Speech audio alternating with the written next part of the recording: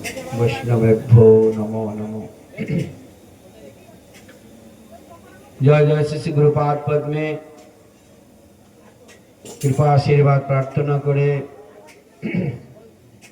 मदीय गुरुपाद पद्म नित्य लीला प्रविष्ट विष्णुवाद परमहंस अष्टोत्तर शतश्री श्रीमद् भक्ति केवल औरुलमी गोस्वामी गुरु महाराज चरण कमले कृपा आशीर्वाद प्रार्थना करे वर्तमान गौड़ीय मिशन आचार्य सभापति ओम विष्णुपाद परमहंस अष्टोत्तर शतश्री श्रीमद् भक्ति सुंदर सन्यासी गोस्वामी महाराज चरण कमले कृपा आशीर्वाद प्रार्थना करे उपस्थित महाराजगण वैष्णवगण भक्तमंडली मातृमंडली सकलेर काछे कृपा आशीर्वाद प्रार्थना करे आज के आमरा एखाने जे उपस्थित हयेछि समस्त जे महाप्रभुर जे शुभ आगमनी सेई उपलक्षे आमादेर महाराजगण प्रचारे बेरिয়েছেন तो सेई महाप्रभुर बाणी प्रचार करार जन्य आज देशे देशे ग्रामे गंजे शहरे सब जायगाय महाप्रभुर नाम गुणकीर्तन भक्तगण सम्मिलित हुए तार महिमा कीर्तन करছেন সেই महाप्रभुर शुभ आविर्भाव तिथि शुभ जन्मोत्सव उपलक्षे तारा बेरिয়েছেন आज के आमरा एखाने जे महाप्रभुर बाणी महाप्रभु जे समस्त लीला करे गेছেন সেই লীলা স্থানগুলো আপনারা সেই স্থানে গিয়ে দর্শন করবেন ভক্ত সঙ্গে সম্মিলিত হয়ে ভগবানের কীর্তন করতে করতে গুণকীর্তন করতে করতে সেই নটি ধামের মহিমা নটি ধাম দর্শন শ্রবণ কীর্তন করবেন তো মহাপ্রভু যে অনর্পিত চরণ চিরাত করুণায় অবতীর্ণ কলৌ समर्पित मुन्नत उज्ज्वल रसांश भक्ति प्रिय এই যে সত্য ত্রেতা দাপর কলি এই চার যুগে সমস্ত মহাজনগণ সমস্ত অবতারী প্রত্যেক যুগে অবতার গ্রহণ করে সেই যুগ অবতার যুগ ধর্ম তারা প্রচার করেছেন কিন্তু মহাপ্রভু আবির্ভাবের যে আসবেন বলে তিনি যে সমস্ত সম্পদ নিয়ে এসেছেন যে সম্পদ কেউ অর্পণ করেনি সত্যতা দাপরে মহাপ্রভু সেই অনর্পিত চরিং চিরাগ যেটা কেউ অর্পণ করেনি আজ পর্যন্ত সেটা মহাপ্রভু এই কলিযুগের দুঃখ দুর্দশা সেই অদ্বৈত আচার্যের আরাধনায় মহাপ্রভু এই কলির মঙ্গলের জন্য কলির কলুষ নাশ করার জন্য তিনি গোলক থেকে সেই গোলকের যে সম্পদ সেই যে কলির মহামন্ত্র তিনি এই কলির জীবের জন্য তিনি নিয়ে এসেছেন সেই নাম প্রচার করার জন্য নিত্যানন্দ প্রভু তিনি হলেন ভান্ডারী প্রেমের ভান্ডারী নিত্যানন্দ প্রভু দ্বারাই সমস্ত সেই নাম প্রেম বিতরণ আবাল বৃদ্ধ বনিতা সকলকে সেই নামে ডুবিয়েছিলেন কিন্তু মহাপ্রভু দেখিয়েছেন যে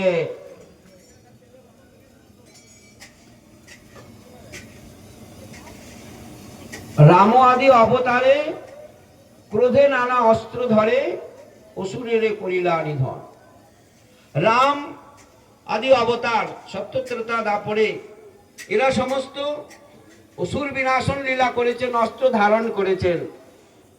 কিন্তু আমার মহাপ্রভু এত দয়ালু, এত দয়াবান, দয়ার সাগর, তিনি কি করলেন? এবে অস্ত্র না ধরিলা, প্রাণে কারে না মারিলা, চিত্ত শুদ্ধি করিলা সভা।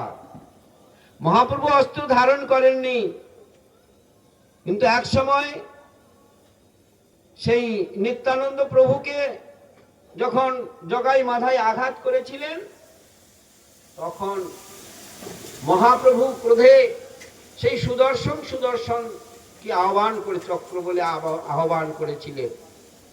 কিন্তু নিত্যানন্দ প্রভু স্মরণ করিয়ে দিলেন, প্রভু এই সময় সুদর্শনের কাজ নয়, সে যুগ চলে গেছে। এই সময় তো আপনি সব এই সমস্ত জীবকে উদ্ধার করার জন্য আপনি এসেছেন। তো এইভাবে মহাপ্রভু সেই যে তার নাম প্রেম গোলকের সম্পদ বিতরণ করার জন্য তিনি আমাদের এই কলির কলুষ, কলির জীবের মঙ্গলের জন্য তিনি এই নাম নিয়ে এসেছেন। হরে কৃষ্ণ কৃষ্ণ কৃষ্ণ হরে হরে, হরে রাম রাম রাম হরে হরে।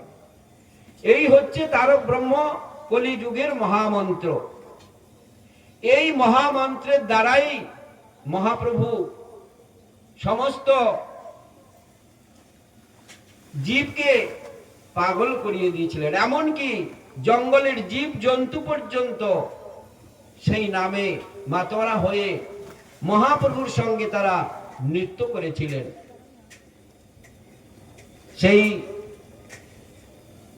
কুজু কলিহারিতে সেই তার এখনো সাক্ষাৎ প্রমাণ আছেন যে মহাপ্রভু তাদেরকে যে নৃত্য করেছিলেন। ঝাড়িখণ্ডের পথে যখন পুরী থেকে তিনি বৃন্দাবন যাচ্ছিলেন, সেই পথে ঝাড়িখণ্ড কুজু একটা স্থান আছে, সেই স্থানে মহাপ্রভু সেই ঝর্ণার জলে স্নান করতে গিয়ে সমস্ত জঙ্গলের যখন জানোয়ার, হাতি, বাঘ, ভাল্লুক, সাপ তারা ছুটে আসলো, কিন্তু তারা কিন্তু হিংস্র স্বভাব ভুলে গিয়ে মহাপ্রভুকে দর্শন করে তাদের হিংস্র বৃত্তি তারা ভুলে গেছে। দর্শনে পবিত্র করো এই তোমার গুণ। মহাপ্রভুর দর্শন পেয়ে তারা তাদের যে হিংস্র স্বভাব তারা ভুলে গেছেন। তারা মহাপ্রভুর সাথে তারা নৃত্য করেছেন। এই যে মহাপ্রভুর যে নাম, এই নাম তিনি জগতে এসেছেন জীবের মঙ্গলের জন্য। এই নাম জপ করতে করতে একদিন আমাদের হৃদয়ের যে কলুষ, হৃদয়ের যে আবর্জনা ময়লা, সেই ময়লাকে পরিষ্কার করার জন্য এই নাম জপ করতে করতে আমাদের হৃদয় পবিত্র হবে। হৃদয়ের যে ময়লা, কাম, ক্রোধ, লোভ, মোহ, অন্নাবিলাস ইত্যাদি যত রকম আমার ভিতরে আছে, ষড়রিপু, সটি শত্রু আছে, এই নামের দ্বারাই তাদেরকে জয় করা যায়। কিন্তু শত্রুর যদি সেই রিপুর বশে যদি আমি চলে গেলাম, তাহলে কিন্তু আমার আর উদ্ধার নেই। রিপুকে বশ করতে হবে, আমাকে শত্রুকে জয় করতে হবে। তাই আমরা এই নামের দ্বারা নিজের যে বৃত্তিটা, নিজের যে স্বভাবটা, সেই স্বভাবটাকে পরিবর্তন করতে হবে। নাম জপ করতে করতে হৃদয়ের পবিত্রতা আসবে। হৃদয়ের পবিত্রতা আসলে ভগবানের নাম শ্রবণ কীর্তন, যেমন ভাগবত একদিন পড়লে আপনি কিছুই বুঝতে পারবেন না। যতই বারবার ওকে চর্পিত চর্বণ, যতই তাকে পারায়ণ করবেন, যতই শ্রবণ করবেন, ততই আপনি নতুনত্ব জিনিস পাবেন। ভাগবত পড়ে কোনোদিন তৃপ্তি হয় না, পূরণ হয় না, আরো যেন শুনতে ইচ্ছা করে। যদি সে বুঝতে পারে, তবে সেইটা হবে সাধু সঙ্গে, সৎসঙ্গের মাধ্যমে, সাধু সঙ্গের দ্বারা। সাধু সঙ্গে এই ভগবানের কথা শ্রবণ করলে, নিজে নিজে পারায়ণ করলে, নিজে নিজে শাস্ত্র পড়লে কিছুই বুঝতে পারবে। সৎসঙ্গে গিয়ে সেখানে মানে ভগবানের কথা শ্রবণ করতে হবে। শ্রবণ করতে করতে আমার ভিতরে সেই নিষ্ঠা, ভক্তি এগুলো ধীরে ধীরে উপজিত হবে। তো এইভাবে মহাপ্রভু যে কলিযুগে যে এই নাম নিয়ে এসে অনর্পিত চরিং চিরাত করুণায় অবতীর্ণ করৌ সমর্পিত উন্নত উজ্জ্বল রসং স্বভক্তি শ্রিয়ম, যে কি সমর্পণ করলেন? যে উজ্জ্বল রস, এই যে ভক্তি, এই ভক্তিটাই তিনি সমস্ত জগৎবাসীকে সমর্পণ করলেন, যে এই নামের দ্বারাই তোমার সবকিছু হবে, নামের দ্বারাই তোমার মঙ্গল হবে। এই নাম নিরন্তর জপ করো, নামই হচ্ছে সবকিছু সম্বল। এই গোলকের সম্পদ, এই সম্পদ যতই তুমি নাড়াচাড়া করবে, যতই খরচ করবে, কিন্তু এটা শেষ হবে না। কিন্তু এই যে জড়জগতের যে টাকা পয়সা, ধন দৌলত, সম্পদ যতই কামাই করবে, যতই একদিন সব শেষ হয়ে যাবে। কিন্তু ভগবান যে গোলক থেকে যে সম্পদ নিয়ে এসেছেন, সেই সম্পদ তুমি যতই করবে ততই তোমার লাভবান হবে, তুমি ভগবত চরণে ভক্তি লাভ করতে পারবে।